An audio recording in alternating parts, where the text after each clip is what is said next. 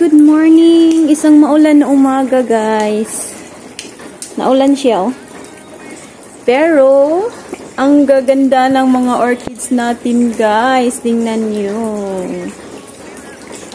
Bumubukadkad na sila lahat, guys. I'm very happy talaga, guys. Inalagaan ko to yung kuto na tanim, guys.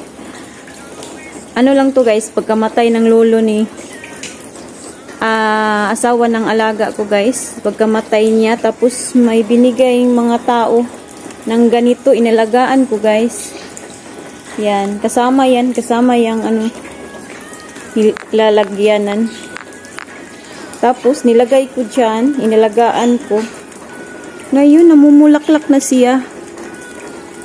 Ano pala, guys, mag-iisang taon na si lolo, guys, ngayong June. Mag-iisang taon na, malapit na yung death anniversary niya.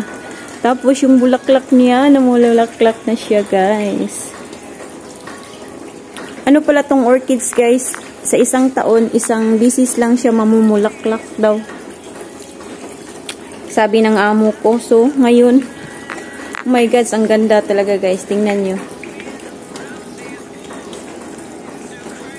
Hindi talaga ako nagsisi na inalagaan ko to. Ang ganda.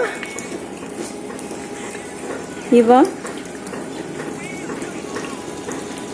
Dalawang klase lang yung color nila, guys.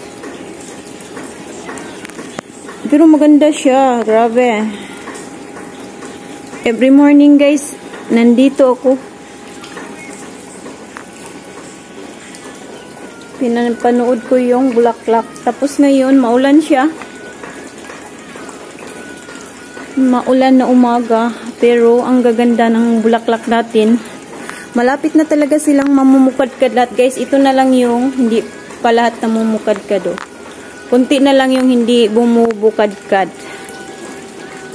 Ganda. Diba, guys?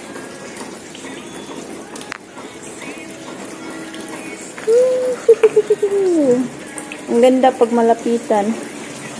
Tapos nabasa pa sa ulan. Diba?